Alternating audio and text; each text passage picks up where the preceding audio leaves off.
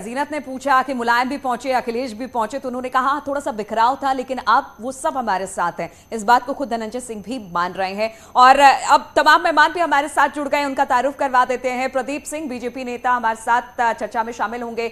राहुल लाल राजनीतिक विश्लेषक है। मनोज रघुवंशी साहब भी हमारे साथ मौजूद रहेंगे वरिष्ठ पत्रकार के तौर पर। लेकिन एक बार उपेंद्र के पास चलते हैं। उपेंद्र, आप अपनी बात पूरी कीजिए। वहां पर जो लोग वोट करने पहुंच रहे हैं उनसे भी बात करिए और पूछिए कि मुद्दा क्या है।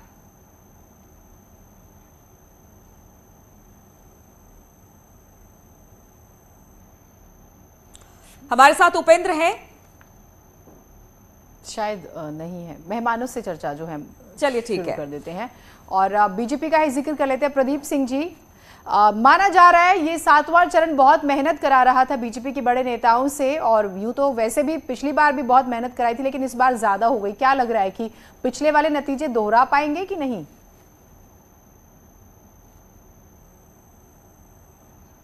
बीजेपी एक ऐसी पार्टी है जो कि हर बार मेहनत करती है और हर बार मेहनत का रिकॉर्ड तोड़ती है, और उसी आधार पे हमारे रिजल्ट भी चेंज होते हैं। तो इस बार कोई नया नहीं है हमारे लिए। हमने एकदम जी तोड़ मेहनत की है और हमारे जो रिजल्ट आएंगे वो भी उसी आधार पे ही आएंगे। नहीं, नया क्या है मैं आपको बताती हूँ सर। इलाहाबाद रेलवे स्टेशन पे बस अड्डे की बात करें, रेलवे स्टेशन की बात करें, खूब सारे स्टूडेंट्स वोट डालने गए हैं। मैं 7वें चरण का स्पेसिफिक जिक्र करूं, पलायन बहुत बड़ा मुद्दा है, और मैं सारे जिले बताती हूं, कहीं पर भी 2 लाख से कम किसान नहीं है, और वो किसान की स्थिति में हम जानते हैं। उसके बाद राशन का जिक्र हुआ।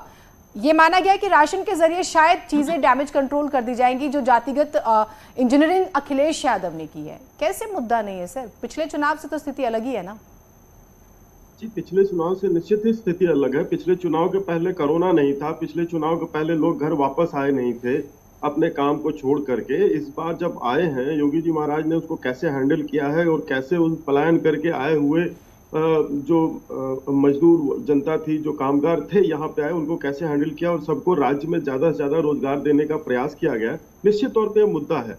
और जनता जो वोट देने से पहले इस पे विचार करेगी और अच्छी तरह से विचार करके अपना मत डालेगी, और अंत में आएंगे बाबा जी ही। तो चलिए ठीक है, आप कह रहे हैं अंत में आएंगे बाबा ही, वो तो 10 मार्च को पता लग जाएगा, बहुत ज्यादा दिन नहीं है इसमें प्रदीप जी। लेकिन राहुल लाल राजनीतिक विश्लेषक भी हमारे साथ जुड़े हैं। राहुल सर, जिस तरह से अब ये अंतिम चरण है, 7वां फेज है, और कहा जा रहा है कि इस 7वें फेज में खुद प्रधानमंत्री 2-3 दिन तक लगातार बनारस में रहे, वहां पर उन्होंने रैलियां की, रोड शो किया। क्या आपको लगता है कि जो 2017 में जो प्रदर्शन बीजेपी का था वो 2022 में भी रहने वाला है, या फिर यहां पर आप मुश्किल देख रहे हैं बीजेपी के लिए?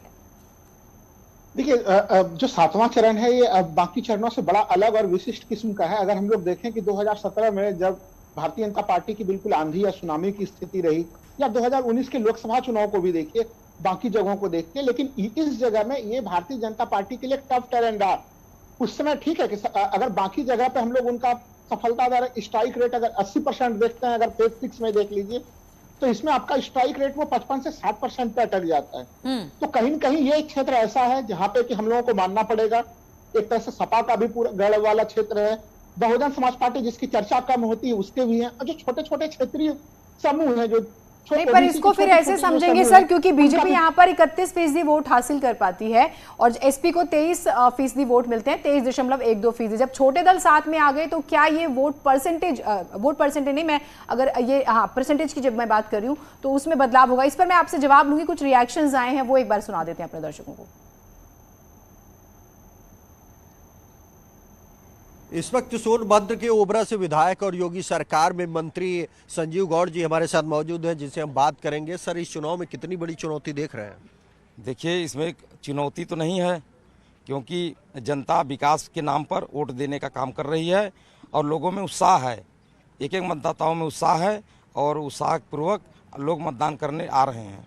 लेकिन समाजवादी पार्टी कह रही है कि जो विकास की उम्मीद थी वो विकास नहीं हुआ है, ऐसे में इस बार जनता भाजपा को जवाब देगी।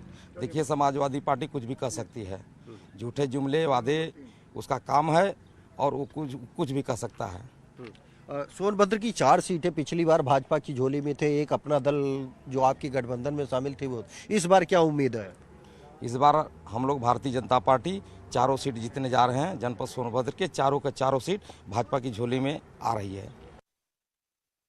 मंत्री को आप सुन रहे थे, उत्तर प्रदेश सरकार में हैं और यही कह रहे हैं कि जो पिछला प्रदर्शन था वो इस बार भी रहेगा। हालांकि बार बार यही कोशिश की जा रही है बताने की कि सभी पार्टियां अपना दम भर रही हैं और यही कह रही हैं कि जीत उनकी होगी सेना। बिल्कुल, और सबसे बड़ी बात यह है कि बीजेपी सत्ता में है तो सवाल उससे पूछे जा रहे हैं और चुनौती, क्योंकि उन्हें बचाना है, बाकियों को तो हासिल करना है। ये बहुत बड़ा फर्क है। एक छोटा ब्रेक ले रहे हैं, लेकिन हम बात करते रहेंगे, हर तस्वीर आपको दिखाते रहेंगे।